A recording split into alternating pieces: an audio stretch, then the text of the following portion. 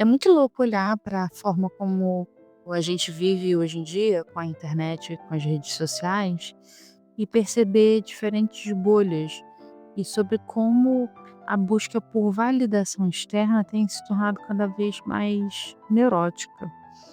Não que não fosse antes, mas, bem, vamos analisar isso melhor, porque eu acho que a busca por validação externa é algo importante para a humanidade, para a sociedade, sempre foi, faz parte do ser humano, é um paradigma no qual todos nós vivemos um pouco pautados, mas essa busca incessante parece um pouco mais intensificada agora, talvez por uma instrumentalização maior, através das redes sociais, onde a gente pode realmente expor os diferentes estilos de vida e criar diferentes bolhas, tornar mais aparente também as nossas neuroses e tornar mais acessível a validação externa e o escrutínio mesmo, né?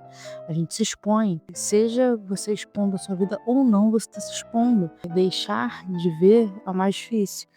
Então, quando você está fazendo um scrolling em alguma rede social, vendo a vida das pessoas, você também está se expondo. Você está se expondo à exposição alheia. E isso também interfere na sua percepção, que seria o estilo de vida mais interessante. Porque muitas vezes você vê a vida de uma pessoa e você pensa, será que é isso que eu deveria estar fazendo? E ali você nem mostrou a sua cara, você nem mostrou a sua vida. Então é uma operação muito neurótica que a gente vive dentro dessas redes sociais. Vamos pensar aqui um pouco no passado, como que era antes da internet. Eu consigo ter uma breve lembrança disso, porque na minha infância ainda não tinha internet, mas surgiu quando eu era criança, inclusive, vendo a vida dos meus pais, por exemplo, pessoas que agora estão na faixa dos 60, 70 anos, e que tinham como referência somente a televisão, novela, programas de TV. Essas eram as referências e as conversas, as interações, elas giravam em torno disso. Então, tudo ficava um pouco previsível, as pessoas ficavam um pouco parecidas umas com as outras, no seu estilo de vida, e claro que elas se julgavam, claro que elas buscavam validação externa, mas a gente não tinha uma formação de tantas bolhas se expressando. Porque eu acho que o que a rede social também traz, é essa possibilidade de você formar comunidade, né? Então ali você está formando bolhas. E aí você vai dialogar com pessoas que vivem aquele estilo de vida, né?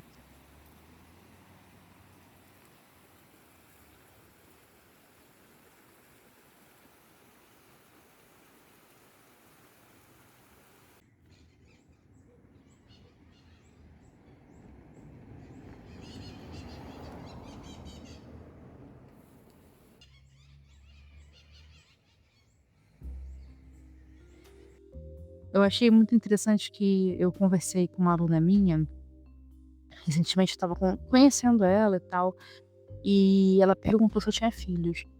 E eu falei: "Não, não tenho filhos". E eu já passei dos 30, né, e ela falou: "Ah, como é ter passado dos 30 e ser mãe de pet?".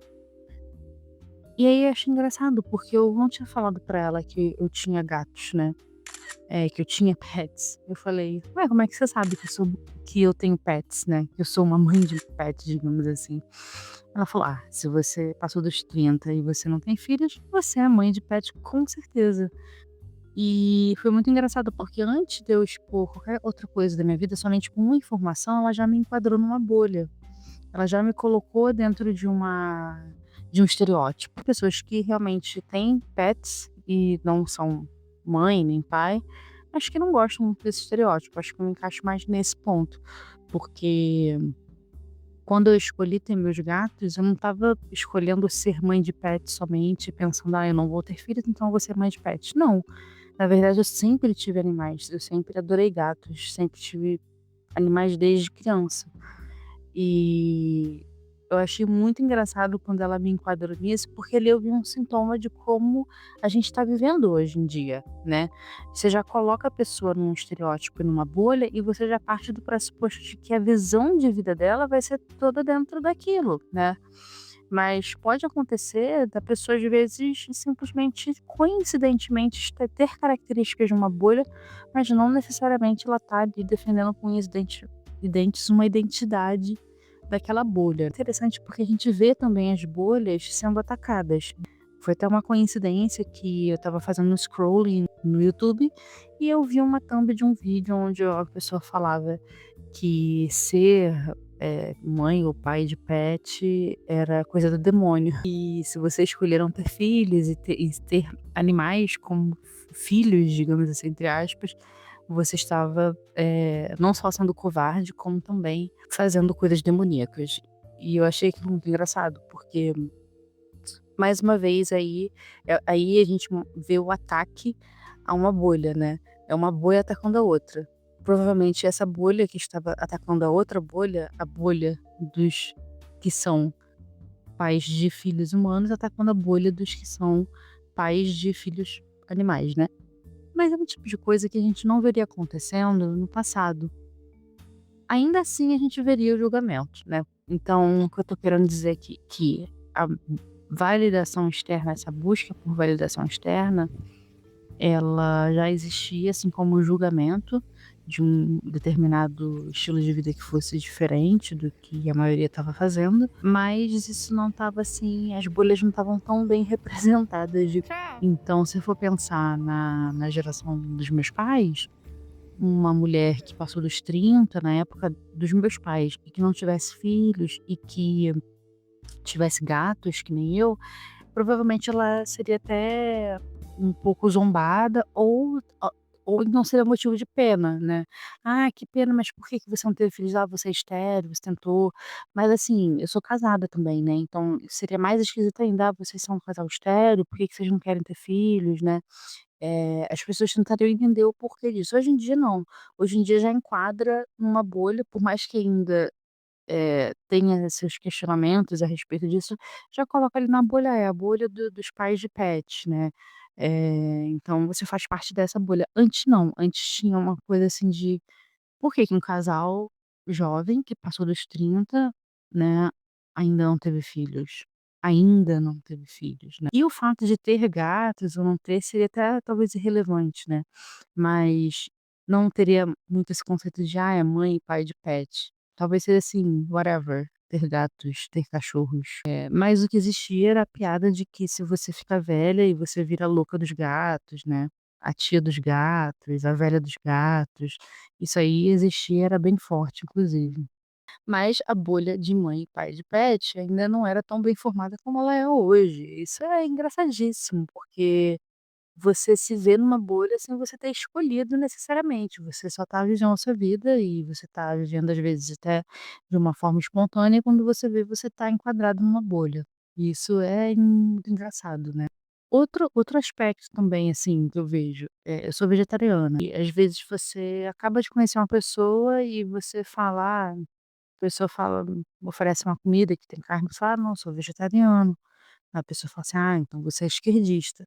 Então a pessoa já vai me enquadrar numa outra bolha, que é a bolha do meu lado político, simplesmente por uma escolha da minha alimentação.